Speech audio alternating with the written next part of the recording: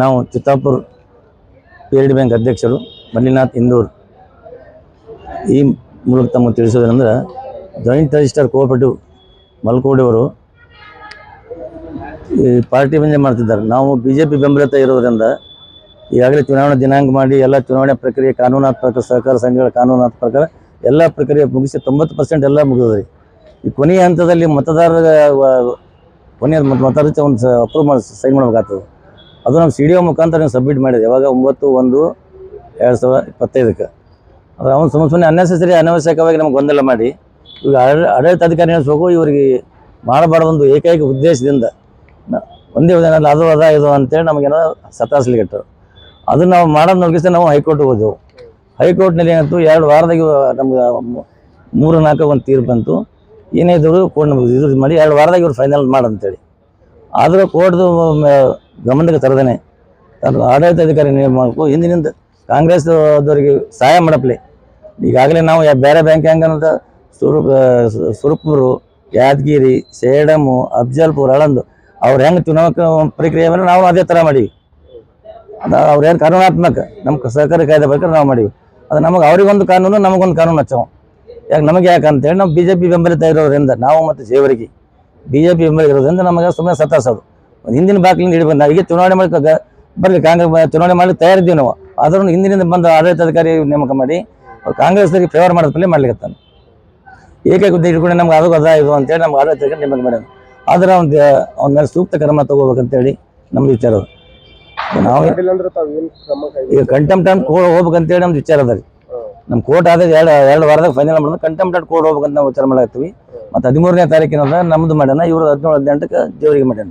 ಒಂದೇ ನಾವಂತೀನಿ ಇವ್ರು ಸುರ್ಪುರ, ಶಾಪುರ, ಸೇಡಮ್ ಯಾಕೆ ಮಾಡಲಿಲ್ಲ? ಇದು ಆಳಂದ್ ಅಫ್ಜಲ್ಪುರ ಅವ್ರಿಗೆ ಯಾಕೆ ಕ್ವಶನ್ ಮಾಡಲಿಲ್ಲ? ಒಂದು ಮೀಸಲಾತಿ ಯಥಾಪುರ ಮಾಡ್ಬೇಕಂತದ, ಮೀಸಲಾತಿ ನಾವು ಬದಲಾವಣೆ ಮಾಡ್ಬೇಕಂತ ಅದ ರೀ. ಅದನ್ನು ಬದಲಾವಣೆ ಮಾಡಿಲ್ಲ. ಅವರು ಹಂಗೆ ಮಾಡ್ಯಾರ, ನಾವು ಹಂಗೆ ಮಾಡೀವಿ. ಒಂದೇ ಒಂದು ತಪ್ಪ ಹೇಳಿರೋದಕ್ಕೆ ನಮಗೇನದ ನಮಗೆ ಫೈನಲ್ ವೋಟಿಂಗ್ ಲಿಸ್ಟಿಗೆ ಅಪ್ರೂವ್ ಮಾಡಲಾಗ್ಯಾನ.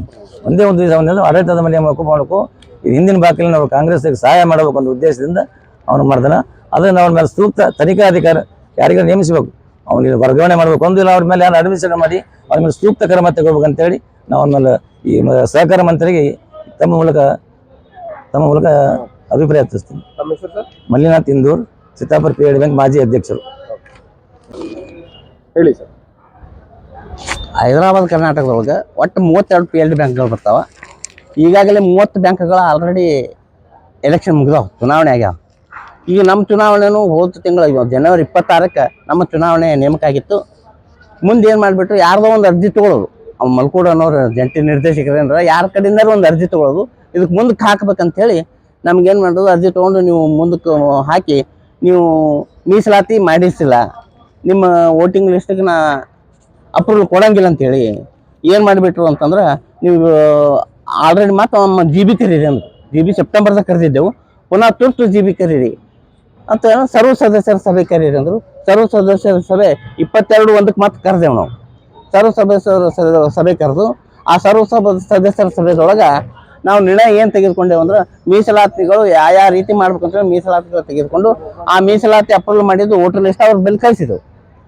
ಆ ಕಳಿಸಿದ ನಂತರ ಏನಾಯ್ತು, ಅವ್ರು ಏನು ಹೇಳಿದ್ರು, ಒಂದು ಕ್ಷೇತ್ರ ಅಂದ್ರೆ ಕೋಕೂರು ಕ್ಷೇತ್ರದೊಳಗೆ ಅವ್ರು ತಾವು ಹೇಳಿದ್ದೇ ಒಂದು ಮೀಸಲಾತಿ ನಾವು ಹೇಳಿದ ಪ್ರಕಾರ ಮಾಡ್ರಿ ಅಂದರು. ಅದಕ್ಕೆ ನಾವು ಅಂದೇವು, ಇದು ಜನರಲ್ ಬಾಡಿದಾಗ ಆಗಿದ್ದದ, ಹಂಗೆ ತಿದ್ದುಪಡಿ ಮಾಡ್ಲಿಕ್ಕೆ ಬರಂಗಿಲ್ಲ. ನಾವು ಜನರಲ್ ಬಾಡಿ ಮೀಟಿಂಗ್ದಾಗ ಏನು ಇಟ್ಟಿವಿ ಅದೇ ಪ್ರಕಾರ ನಾವು ಮೀಸಲಾತಿ ಕೊಟ್ಟು ಕಳಿಸಿವಿ, ಆ ಪ್ರಕಾರ ನೀವು ಅಪ್ರೂವಲ್ ಕೊಡ್ಬೇಕಂತ ಅಂದೆವು. ಅದಕ್ಕೆ ಅವ್ರು ಏನು ಮಾಡಿದರು, ಇವರು BJP ಬೆಂಬಲಿತ ಅಧ್ಯಕ್ಷರಿದ್ದಾರೆ ಚಿತ್ತಾಪುರದವರು ಮತ್ತು ಜೇವರಿಗೆ ಅಂತ ತಿಳಿದು ಜಂಟಿ ನಿರ್ದೇಶಕರು ಮಲ್ಕೊಳ್ಳೋರು ಉಸ್ತುವಾರಿ ಮಂತ್ರಿಗಳ ಮಾತು ಕೇಳಿ ಕಾಂಗ್ರೆಸ್ದವ್ರು ಒಟ್ಟು ಅವ್ರಿವ್ರು ಅನ್ನೋದು ಬೇಡ, ಕಾಂಗ್ರೆಸ್ದವ್ರು ಮಾತು ಕೇಳಿ ತಮ್ಮದು ಅದು ನಮ್ಮ ಜಿಲ್ಲೆಯವ್ರು ಯಾರು ಇಲ್ಲಿ ಬಂದು ಅವ್ರು ರಾಜಕೀಯ ಮಾಡ್ಲಿಕ್ಕತ್ತಾರೆ. ಮಲ್ಕೂಡವ್ರು ನಮ್ಮ ಜಿಲ್ಲೆದವ್ರೆ, ಅವರು ಚಿತ್ತಾಪುರ ತಾಲೂಕು ಮಲ್ಕೂಡ್ದವ್ರೆ ಇದ್ರು ಸಹ ಇಲ್ಲಿ ಬಂದು ಅವರು ಕಾಂಗ್ರೆಸ್ ರಾಜಕೀಯ ಮಾಡ್ಲಿಕ್ಕತ್ತಾರ.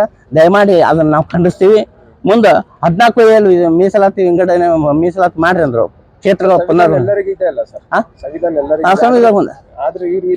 ಈ ರೀತಿ ಯಾಕೆ ಮಾಡಿದ್ರು ಅಂದ್ರೆ, ಅವರು ಕಾಂಗ್ರೆಸ್ ಅವ್ರಿಗೆ ಒಂದು ಸ್ವಲ್ಪ ಹೆಲ್ಪ್ ಆಗ್ತದೆ ಅನ್ನೋ ಸಲ ಆಗಿಂದಾಗೆ ಎಲೆಕ್ಷನ್ ಆದ್ರೆ ಇವ್ರು ಅಲ್ಲಿ ಇವ್ರು ಗೆದ್ದು ಬಂದ್ರ ಅಂದ್ರೆ ಹೆಂಗ.